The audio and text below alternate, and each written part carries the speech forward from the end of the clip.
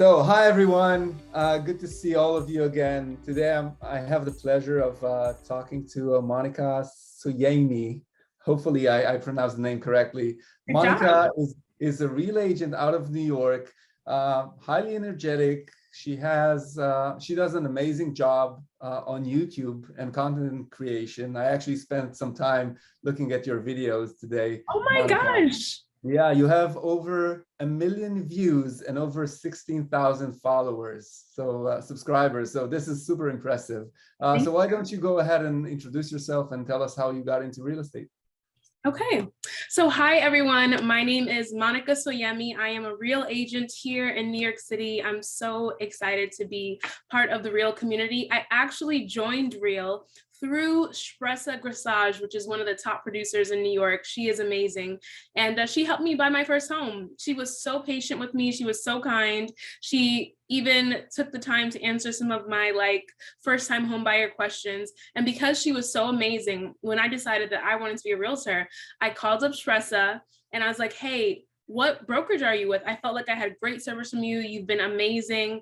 And now that I have my home, I think I want to enter into a new field. And she's like, I'm with Real, like totally come on board. And so she is, I guess, my sponsor for Real. She brought me onto the company, and I'm so excited. I have my first closing as a realtor tomorrow. And I have another closing in a couple of weeks and a third closing this month. So Shpresa has really been showing me the ropes and showing me how to do this. So I'm excited. Amazing, and congrats on your upcoming closings. That's very exciting. Yeah. I know that you've been licensed less than a year, correct? Yeah. Could you share some of your challenges being a newly licensed agent in a highly competitive environment like New York? What does it mean? Yeah, honestly, being a newer agent, there are so many agents who've been in the business for years and years. And so I'm kind of coming in wet behind the ears, learning quite a lot. One of the things that I am actually really learning and growing is the power of a system and a process. You know, when I get clients, I was paying for Zillow leads at one point. I was getting leads from Opcity, and I had like 300 leads at one point. And I'm like, as a new agent, how do I turn these leads into closings? So I had to really learn the power of creating a system, creating a process, learning systems and processes that have already been created. I really found that I don't need to start from the beginning. I don't need to figure it all out. Someone has done this for years and years. So just follow the roadmap. A lot of the times there's nuggets in the roadmap that you can just follow. So I got Chime. Now I'm able to follow up with all my clients through the Chime CRM, which I was able to get through Real. And then I can text my clients through there. I can follow up on transactions. I can send out email alerts, which has been the biggest help ever. You know, I have all these clients. Everyone's looking for something different. So I love that in Chime, I can just go in, put in exactly what they're looking for, and it'll just email them automatically. So anything you can automate is a lifesaver. Thanks. You mentioned Shpresa, who attracted you to real estate to begin with. And obviously, I assume that Shpresa is very much involved in your day-to-day, and she gives you a lot of advice. How important is it for a newly licensed agent to have somebody who can mentor them or teach them and help them and hold their hands? Oh, it's so, so important. I mean, something as simple as I was helping a seller sell their home, and I hadn't ordered an open house sign yet. And so Stress is like, here, come to my house. She has 3 baby girls, a husband. She's already full-time in real estate. But anytime I call her or text her, she always makes herself available. And that's the type of agent I want to be. So I was able to have an open house sign for my listing. Yeah, and hopefully you can pay it forward. Absolutely. Yeah, I bet that in a couple of years you will have a wealth of knowledge that you can pass along. So excited to see your willingness to share in the future. Shifting gears a little bit, you are in New York, which is the mecca of real estate in the world. This is where everything happens. And everybody's talking about a shift in the market and the market cooling down or not. Are you seeing any change here in New York? I do not. I see a slight shift, but we are still with record low inventory. You know, like at the end of the day, even though interest rates are starting to creep up and buyers are getting a little concerned about that, I even have one buyer who's been like screaming like, Monica, we've got to close before June 7th or else my rate is going to go up. And he's like, this is, you know, so there's a lot of anxiety, I think, with buyers right now with rates going up. And then you also have the record low inventory. But the truth is, you're still seeing homes going 50K, almost 100K over asking. I mean, I just listed a home for a seller at 625. We had people coming in at 650, 660. We accepted an offer at 665, which was almost, you know, 40K over asking. And it just goes to show that the demand is still there. New York will always be a place that people want to be. You know, over the years, I know that we've had a lot of people move out of New York, but New York is just one of those places that you can't duplicate it. There's nowhere else like it, and real estate here will always be super valuable. Yeah, I agree on that. And at the same time, sometimes the economy, I mean, most of the times it's cyclical. So New York sometimes have a softer market, sometimes it's stronger. How closely do you monitor market data? How often do you try to analyze what's going on and try to plan for the future? And what are you basing your assumptions on? So right now, a lot of my market data research, I have a WhatsApp group with some other agents where we kind of share information about what's going on in the market in terms of, you know, homes for sale per month. I think I said that correctly, but, you know, just tracking how many homes are for sale per month. And that kind of can give you an idea of where inventory is. And you just track that from January until now and kind of seeing how that number is changing. It kind of can give you an idea of how to prepare yourself for the upcoming journey of where the real estate market will be here. Yeah. So touching again on the markets, obviously, we are hearing from agents across the country that in their local markets, they're starting to see more inventory coming, some price reductions on MLSs. So the market does appear to be softening. And we constantly encourage our agents to try and prepare for a rainy day. And that includes looking at their expenses, maybe thinking about how to broaden their reach and make sure that everybody knows that they're in real estate. Because in a softer market, and I've lived through 2008 and 9, and I've seen the market shifting. Are you doing anything proactive right now to prepare for a shift in the market? And if so, what are you doing? Yeah, so what I've been getting into now is Instagram Reels and TikToks, actually. I'm finding social media has really been super helpful for me. I'll just share either funny real estate content or just simply educational content.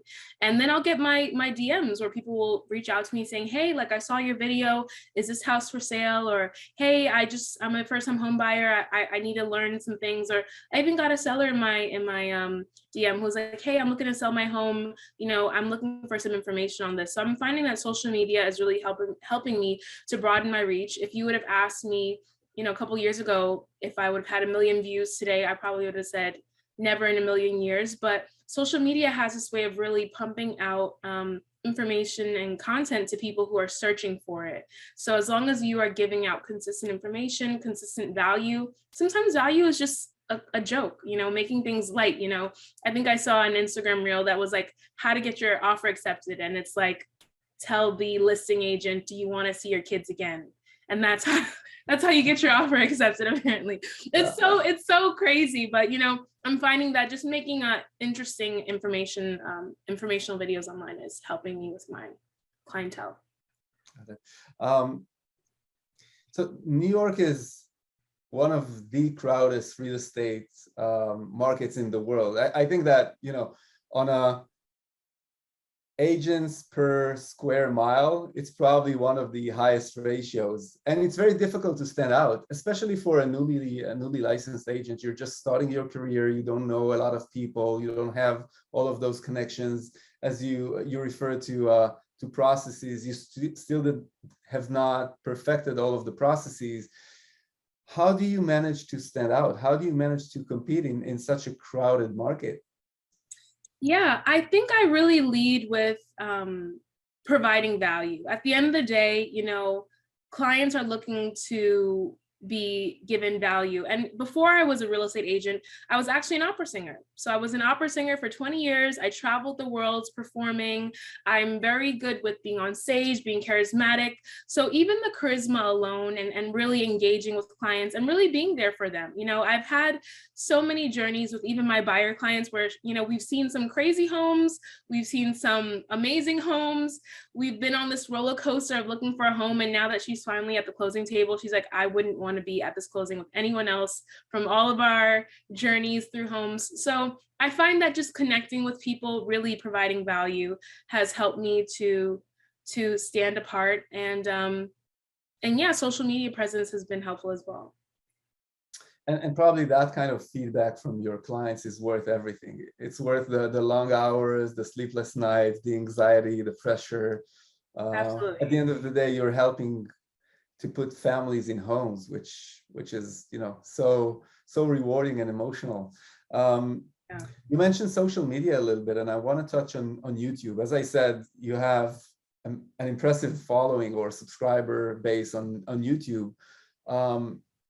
And I believe that video is the future. This is how you stand out. This is how you provide value. This is how you show, or this is how you distinguish yourselves from all of the others. How do you feel that YouTube is contributing to your business? Are you measuring whether all of the work that you're doing, putting into YouTube, is actually translating into dollars? Is there a way to even measure that? Yeah, absolutely. I mean, even with making videos, you know, I think during the height of the pandemic, there was not a day that went by that I would not upload a video. So I found that putting out daily content to provide value has been most impactful. But I do see metrics. It'll show you who's clicking what, where your demographic is, where they're located. When I post my real estate videos, you know, people will be in the comment section saying, hey, I'm in New York, or hey, my son is in New York and he's looking.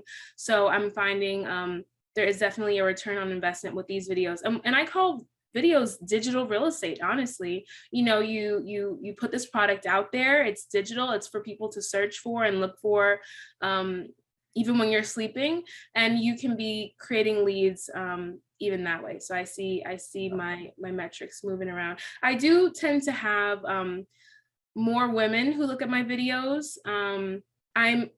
Most of the people who look at my videos are from the US, so not particularly New York, but all over the US. So I want to start making more New York focused content to kind of drive more potential home buyers and home sellers here. Yeah. And in your channel, you're talking about real estate and money and lifestyle, and you're doing it in such a great way. You're very natural in front of the camera. Is this really coming naturally, or do you have to work in making it look as if it's natural? No, this is honestly just who I am. This is who I am, from being an actor in New York City to being a singer in New York City to traveling the world, being a performer. It's just a part of Monica. So I'm grateful that it helps with my social media presence. It helps me as a realtor, and it's just an overall great place to be. And did it ever happen to you that clients came to you and said, hey, we watch your videos, we like the content, we want to use you as our agents? Oh, absolutely. Absolutely. Yeah. Yes, definitely. I've had clients who've watched some of my how to buy a home. I give people a step-by-step guide on how to buy a home. And I'll get people who will slide into my Instagram DM saying, hey, I saw your video. I'm looking to buy in New York. Like, I need your help. I really found that video helpful. And I can connect them with a mortgage loan officer. I can connect them with, you know, well, obviously I'll be their realtor. Any kind of resources they need, it's great to kind of have that as a lead gen. Are you able to say what percentage of your clientele is actually coming from social media? I would say anywhere from 10 to 15%. I need to look again. But yeah, 10 to 15%, I would say, is kind of coming from social media. And I know that with an increase in my output of videos and TikToks, that rate will go even higher. But right now, I do have a Chime CRM that has from Zillow, when I paid for Zillow, I have so many leads in there that I want to kind of focus on now. So right now I'm not in the lead gen space. I'm in the lead conversion space where I do have leads who have shown interest, and I just got to work to get them to a closing. And you mentioned Chime, and you mentioned Shpresa, who's mentoring you, and Shpresa is an agent with Real. How do you feel that Real is helping you build your business, or how is Real helping you in any other way? Yeah, I feel like we have created this community here of agents who are helping each other. Like I said, having great mentors in place. Celinda Iaboni is in charge of the New York chapter of Real. So she's been super helpful with whether it just comes to asking simple questions. Like I just learned recently a commission invoice, like you have to send that to the title company. So I'm just like, the attorney's like, where's your commission invoice? I'm like, I don't even know what you're asking me for.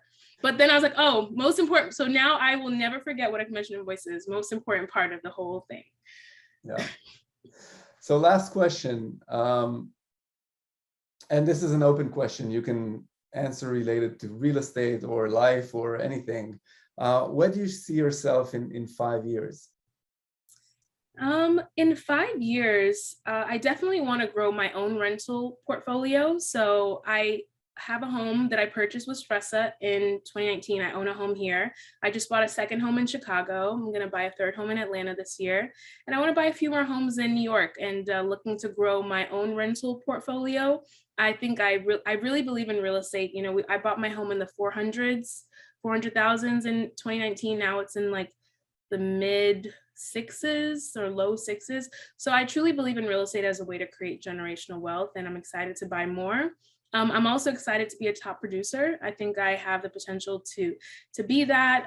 Even some, I think you did an interview with Cynthia, and she is in charge of Virtuoso Realty. So she's looking to create a whole group of agents here in New York who are doing just luxury real estate in New York. And I feel like I would be so excited and pumped to enter that space. I have a family friend who is a developer in New York. So I'm like, you know, developers are kind of like your direct connection to the heartbeat of New York. So being a realtor, I'd love to explore that relationship and see how we can get to the top of the luxury real estate market here in New York.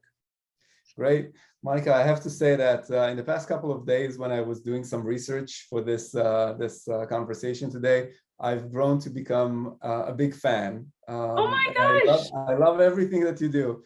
And Thank I hope you. that more people will be exposed to all of this great content that you're sharing.